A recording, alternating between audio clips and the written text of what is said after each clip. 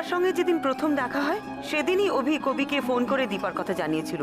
কবি সবই জানতো, দীপার সঙ্গে কি কি ঘটছে অভির, তার অপমানের কথাও সে জানতো। বললাম সেই 4 বছর আগের ভাইয়ের মৃত্যুর রাগটা পুষে রেখে কবি এই সবটা করেছিল। এবার ধরলাম ঋতিকাকে। এই শোধের কথা সেই তো আমাকে বলতে গিয়েছিল মন্দিরে। বাড়ির সকলের রাগ গিয়ে পড়লো ঋতিকার ওপর। ববি বলে যার জন্য তাদের ভাইকে সুইসাইড করতে হয়েছে তার শাস্তি প্রাপ্য, আর তাকে সেই শাস্তি দেওয়া হয়েছে। বললাম তার মানে স্বীকার করছো তোমরা শাস্তি দিয়েছো দীপাকে? উত্তেজিত কবি বলে হ্যাঁ তাই। সে বলে পুরো পরিকল্পনাটা তার একার, তবে দীপাকে একেবারে মেরে ফেলতে সে চায়নি। তার মুখটা ঝলসে গিয়ে অসুন্দর করে সে বেঁচে থাকবে এটুকুনি সে চেয়েছিল।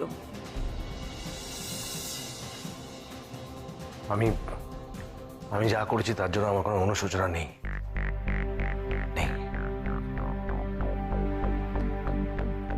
অফিসার, আপনি আমাকে অ্যারেস্ট করতে পারেন। দীপার মৃত্যুর জন্য আমার পরিবারে কেউ দায়ী নয়, একমাত্র দায়ী আমি একা।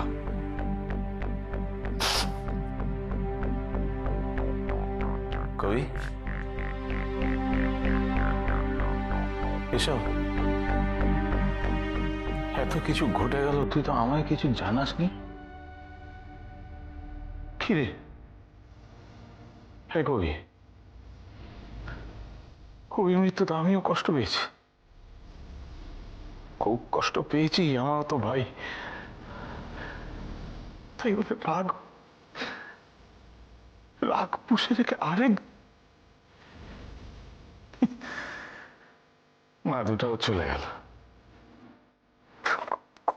ক্ষমা করে দে। এখন কি লাভ হলো রে কবি? ও একা না বড়দা, তুই ও একা না, ও একা না, ও একা একা কিচ্ছু করেনি। যা যা করেছি আমরা দুজনে করেছি, না যা করেছি আমরা দুজনে করেছি। তুই তুই কেন তুই একা কেন কেন কেন পুরো দোষটা ঘাড়ে নেই বলা? আমরা দুজনে প্ল্যান করেছি। হ্যাঁ, আমরা প্রত্যেকটা দিন অপেক্ষা করেছি। হ্যাঁ, প্রত্যেকটা দিন অপেক্ষা করেছি আমরা কিভাবে দীপার এই অহংকারের বদলা নেওয়া যায়। কেন তুমি এটা ঘাড়ে নেবে? মানুষ আমারও দোষ আছে বলতে। একটা কথা বলি, তোমরা ভাইরা কে কে মিলে দীপাকে মেরেছো বা তোমাদের ভাইয়ে ভাইয়ে কত মিল সেটা জানার বা দেখার কোনো ইচ্ছে কিন্তু আমাদের নেই। এটা আমার কাছে পরিষ্কার যে তোমরা দুজন মিলে দীপাকে মেরেছো। তবে শুধুমাত্র তোমরা একা নও, এই পরিবারের আরো অনেকেই এই খুনের সাথে জড়িত।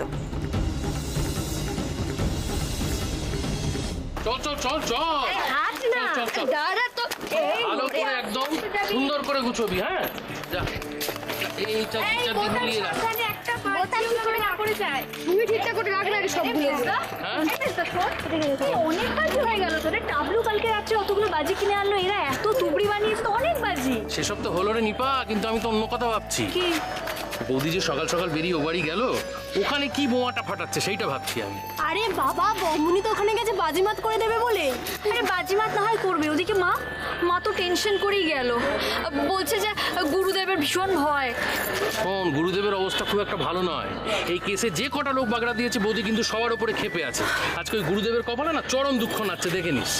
সে তো ঠিক আছে, কিন্তু মা আবার কি বলছে জানিস? মা বলছে গুরুদেবের আশ্রমে গিয়ে ক্ষমা চেয়ে আসবে। না, মাকে না কিছুতেই কিছু বোঝানো যাবে না, এক থেকে গেল। বোঝা? কিরে কিরে, একটুও কাজ এগোতে পারলি না? আরে ওইদিকে রাখ সব। হ্যাঁ হ্যাঁ রাখছি। কত যাচ্ছ এক একটা? দেখছিস তো ঠিকঠাক করে রাখ।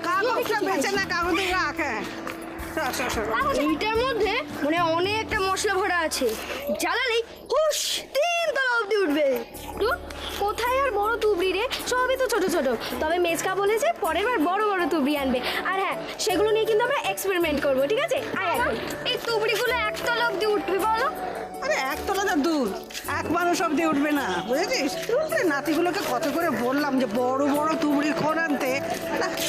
সামনের বার থেকে আমাকে সব জোগাড় করতে হবে। ওরা না রাঙা, তুমি যখন যাবে তোমার সঙ্গে আমাদেরকেও নিয়ে যাবো তো। আরে যাবি তো? হ্যাঁ, আমার বাপের বাড়ির কাছে হাট বসে, সেখানে ছোটবেলায় কাকের সাথে গিয়ে ওই 2 ব্যাগ ভর্তি তুবড়ির খোল আর মশলা নিয়ে আসতাম। তারপরে রোদ্দুরে পা ছড়িয়ে বসে, শোন না, আশেপাশে গ্রাম থেকে সব লোক আসতো আমার কাছে শিখতে তুবড়ি বানানোর মশলা। তারপর সেই তুবড়িতে যখন আগুন দেওয়া হতো না, একবারে জানি আমি 3 তালা বাড়ি উঠতো, তাই তো? শুরু হয়ে গেল আমাদের ঠাম্মার বিখ্যাত প্রাচীন গল্প। চীন, আরে চীনের জিনিস তখন কোথায়? আর চীনরা জানবে কি করে তুবড়ির মশলার কথা? এগুলো ভারতীয় মশলা, যাকে বলে মেড ইন ইন্ডিয়া। একদম ড্যামেজ হয়ে গেছে। এই মেজদা, হ্যাঁ, যাই। এই আয় না এদিকে। হ্যাঁ বল। এই আমি কি বলছি বলতো, মানে সান্নাল বাড়ির লোকেদের তো আমরা বহুদিন ধরেই চিনি। ওরা ওরকম ভাবে দুটো বউকে মেরে ফেললো। ওই মাধুরী বৌদি আমার থেকেও বেশি ভুলো ছিল। হ্যাঁ, ওই জন্যই মনে হয় ওই। প্লিজ মিমি, তোর কি মনে হয় ভুল করে মরে গেছে? বোকা কথা বলিস না। জানিস তো বর্দি ভাই, আমার মনে হয় আমরা আজকাল যে খবরগুলো দেখি না, যে বউকে অত্যাচার করে পুড়িয়ে মারা হয়েছে, ঝুলিয়ে মারা হয়েছে, এই কেসটা ঠিক তেমন নয়, একটু আলাদা। আমার মনে হয় খুব বুদ্ধি করে সরিয়ে ফেলা হয়েছে। একদম ঠিক বলেছিস, সরিয়ে তো ফেলাই হয়েছে, উপরন্তু কেসটাকে চাপা দেওয়ার চেষ্টা চলছে। কিন্তু এরকম একটা কাজ করলো কে?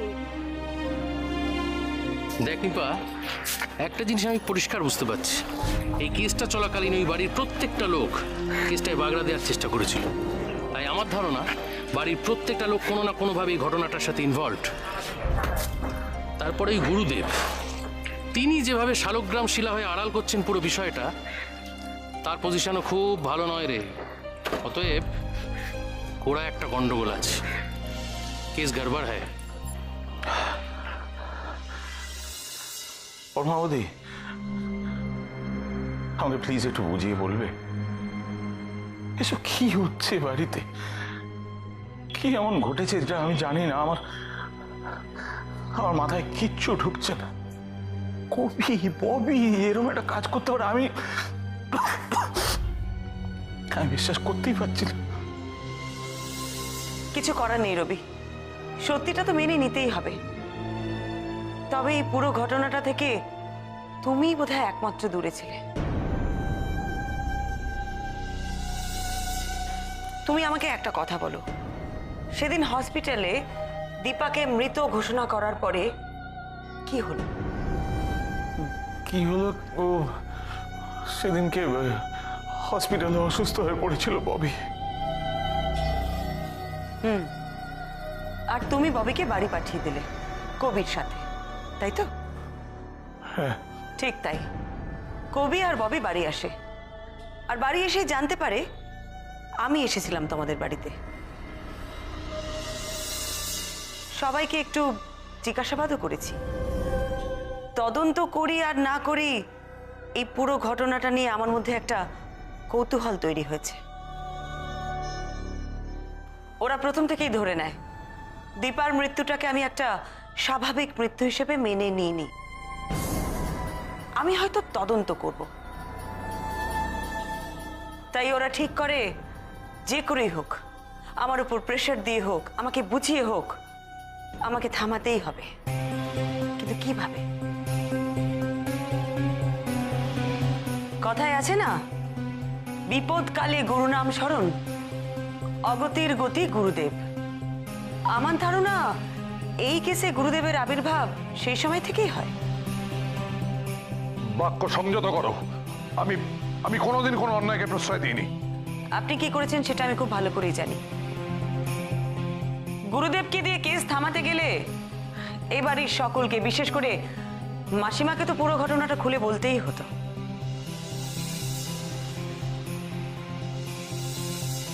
দিদি ভাই, তার মানে তুমি বলতে চাইছো যে দীপা মারা যাওয়ার পর ওনারা এটা জানতে পারেন ওনাদের ছেলেদের কাছ থেকে, তাই তো?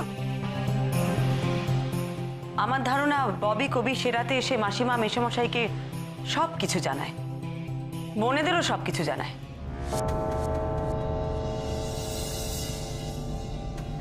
ওদের এই দীর্ঘ প্ল্যানিং এর কথা, কিভাবে ওরা দীপাকে মেরেছে সেই সমস্ত কথা। তারপর তোমার পরিবারের সবাই মিলে উঠে পড়ে লাগে কিভাবে তোমার দুই ভাইকে বাঁচাবে সেই চেষ্টায়। আমি তো বারবার বলছি যা যা করেছে আমি আর মেজদা মিলে করেছি। তুমি কেন বাড়ির লোকদেরকে টানছো? মতো ওরা কেউ কিচ্ছু জানে না, বিশ্বাস করো কেউ কিচ্ছু। ববি, তুমি বললেই যে আমাকে সবকিছু মেনে নিতে হবে এমন কিন্তু কোনো কথা নেই। যেভাবে তোমরা গুরুদেবকে দিয়ে পুলিশকে ইনফ্লুয়েন্স করিয়েছো, যেভাবে গুরুদেব আমার শাশুড়িকে ধমকেছেন। এক মিনিট, কি বলছিলেন আপনি? আপনি কোনো অন্যায়কে প্রশ্রয় দেননি। শুধু অন্যায়কে প্রশ্রয় দেওয়াই নয়, আপনিও সমান অপরাধী। আমাকে বলা হয়নি যে বাড়ির পুত্রবধূকে ইচ্ছাকৃতভাবে খুন করা হবে। আমাকে রুমা বলেছিল যে অকারণে পুলিশ আর গোয়েন্দাদের হয়রান করছে, তাই আমি।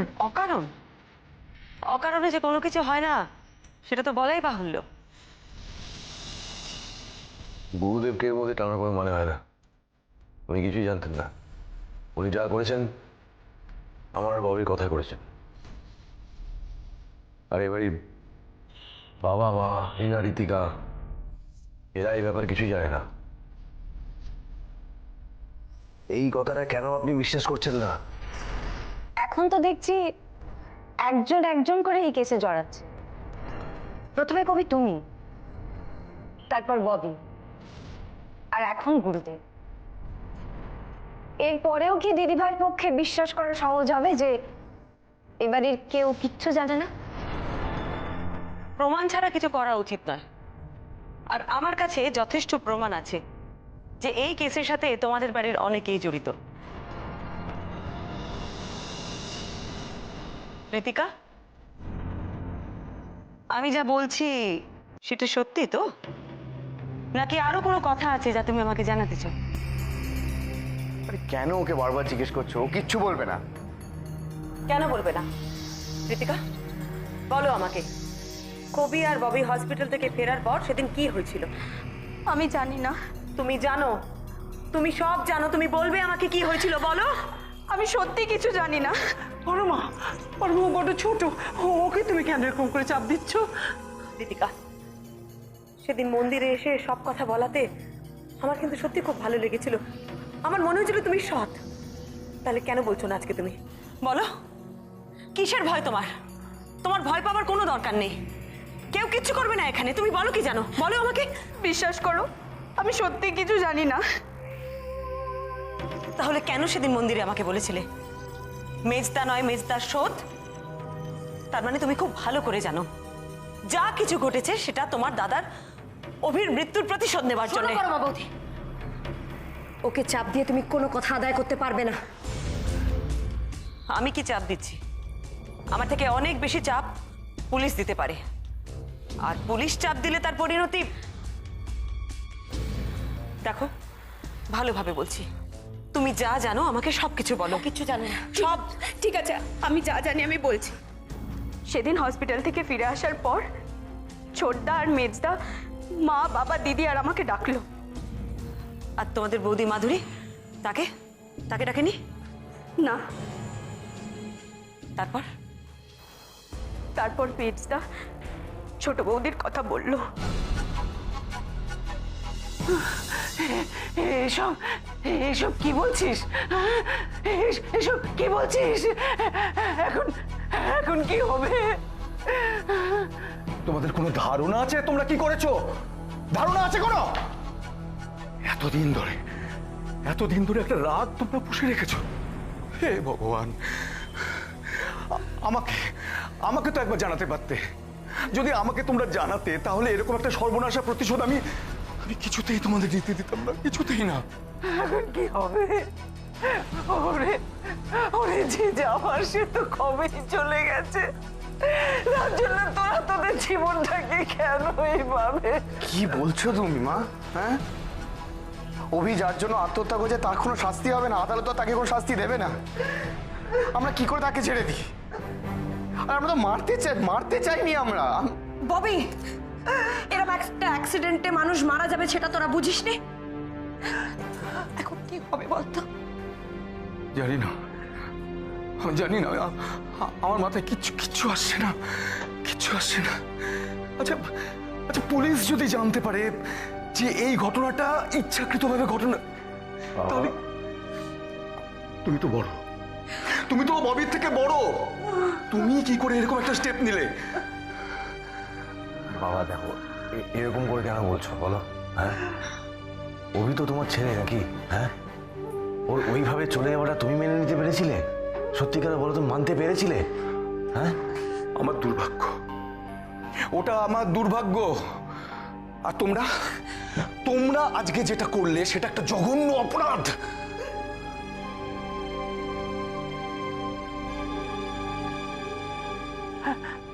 হ্যাঁ গো, হ্যাঁ গো, এবার কি হবে? পুলিশ এসে কি ওদেরকে? ভগবান, এই কলঙ্ক নিয়ে আমায় বেঁচে থাকতে হবে। এর চেয়ে আমার মরণ কেন হলো না গো? মা কেঁদো না, কেঁদো না, এখন কাঁদার সময় নয়। আর শোন, তোরা এখন এইসব কথা বলছিস কেন আমাদের? বলছি কারণ এখন আমাদের মাথা ঠান্ডা করে কাজ করতে হবে, আমাদের প্রত্যেককে। মা, তুমি চাও না আমরা সবাই একসাথে থাকি? হ্যাঁ, যেভাবে ছিলাম সেরকম ভাবে একসাথে থাকি, তুমি চাও না মা? চাই বাবা, চাই। তাহলে কেঁদো না, মাথা ঠান্ডা করে কথাটা শোনো, কান্নাকাটি বন্ধ করো, কথাটা শোনো মন দিয়ে আমার। বল। আমাদের এখন যা করতে হবে, সবাই মিলে একসাথে একভাবে কাজ করতে হবে। আমাদের কিন্তু পুলিশকে একটাই কথা বলতে হবে। বাবা শুনছো কথা? প্লিজ শোনো, মানছি ভুল করে ফেলেছি, শোনো প্লিজ। সেটা হচ্ছে যে আমাদের কিন্তু সবাইকে, মানে অন্তত পুলিশকে বোঝাতে হবে যে এটা একটা অ্যাক্সিডেন্ট, এটাতে আমাদের কোনো হাত নেই। পুলিশ প্রথমে এসে ইনভেস্টিগেট করবে, কিন্তু সেখানে আমাদের ঘাবড়ে গেলে চলবে না। হ্যাঁ, থাকবো, সবাই এক থাকবো, চিন্তা করিস না। আমি তোদেরকে বাঁচাবো। তোরা বাঁচবি, তোরা নিশ্চয়ই বাঁচবি। আমি বাঁচাবো। আমার একটা ছেলে তো চলে গেছে, আমি তোদের জীবন নষ্ট হতে দেব না বাবা, কিছুতেই না। ঈশ্বর, এত কাণ্ড ঘটিয়েছিস তোরা, আর আমি ভাবছি কোথায় আমার বড় বৌমা ভুলো, সেই হয়তো এসব করেছে, মনের ভুলে হয়তো গ্যাসটাকে খুলে রেখে চলে এসেছে। হ্যাঁ মা, মা মা মা, আরে চুপ করো না আমাকে। চুপ করো, শোনো না কি বলছে কবি। প্লিজ কথাটা শোনো, তুমি যেটা বললে এখন, এটাই কিন্তু সবাইকে বোঝাতে হবে যে এটাই হয়েছে। বড় বৌদি গ্যাসটা ভুলে খুলে চলে এসছে, তারপর থেকে এই অ্যাক্সিডেন্টটা হয়েছে। এটাতে আমাদের কারণ কোনো, বাবা শুনছো তো? তোরা শুনছিস তো? তোরা কিন্তু এই একই কথা বলবি যে বড় বৌদি ভুল করে খুলে ফেলেছে। সবাই বলবে, সবাই বলবে। আমরা কেউ আমরা অন্য কথা বলবো না, দেখে নিস। আমরা কেউ অন্য কথা বলবো না। ঘাবড়ে যেও না মা, নার্ভাস হো না প্লিজ, এরকম করো না, শান্ত হও, নিজেকে একটু শক্ত করো প্লিজ মা, প্লিজ একটু বোঝো, একটু বোঝার চেষ্টা করো। আর আমার মনে হয় না পুলিশ এই কেসটা নিয়ে খুব একটা দূর এগোতে পারবে। কিছুদিন আমাদেরকে সামলে চলতে হবে ঠিকই, তারপর দেখি না, আমার মনে হয় সব ঠান্ডা হয়ে যাবে। তা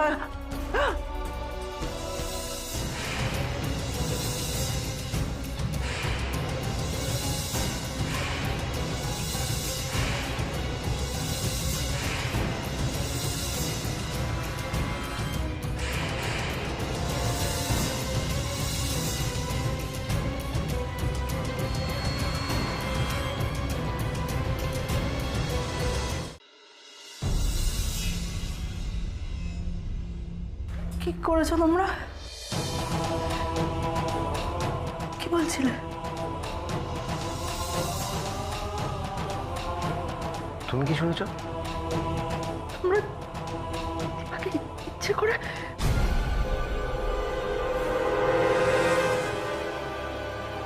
ভুল শুনেছ বড় বৌদি, তুমি ভুল শুনেছ, বুঝেছো? তুমি ভুল শুনেছ, তুমি যা শুনেছ ভুল শুনেছ, ভুল। আর যা হচ্ছে তোমার জন্য হচ্ছে, শুধুমাত্র তোমার জন্য। তোমার জন্য দীপা আজ নেই, তোমার জন্য। কেন? আমি কি করেছি? আমি কিছু করিনি। করনি করনি মানে তুমি সিলিন্ডারটা খুলে আসোনি, তুমি খুলে এসেছিলে। আমি গন্ধ পেয়েছিলাম, তুমিও গ্যাসের গন্ধ পেয়েছিলে, পাওনি?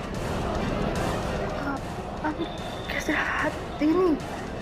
দিয়েছিলে তুমি হাত, হ্যাঁ তুমি দিয়েছিলে। তুমি যখন সব কিছু ভুলে যাও তুমি এটাও ভুলে গেছিলে। কবি, তুমি মাধুরীর ওপর যে মানসিক চাপ সৃষ্টি করেছিলে তাতে তার মানে তোমাদের বাড়ির সকলের মদত ছিল। সেই জন্যই মাধুরী তার সুইসাইড নোটে ওইরকম একটা কথা লিখে গিয়েছিল। উফ, কি সাংঘাতিক পরিকল্পনা তোমাদের। মানসিকভাবে দুর্বল একটা মেয়ে, তার উপরে তোমরা এত চাপ দিয়েছো যে সে সুইসাইড করতে বাধ্য হয়। তোমরা ভেবেছিলে মাধুরীর ওপর সব দোষ চাপিয়ে খুব সহজে পার পেয়ে যাবে, কিন্তু মুশকিল করলো দুটো জিনিস। এক, মাধুরীর ওই সুইসাইড নোট যাতে লেখা ছিল যে যাই বলুক, আর দ্বিতীয়টা হলো আমার এখানে আসা। পুরো ঘটনাটা কি সুন্দরভাবে সাজানো। বাড়ির একজন বউ অ্যাক্সিডেন্টে মারা গেছে, আরেকজন তার ভুলের মাসুল দিতে আত্মহত্যা করেছে।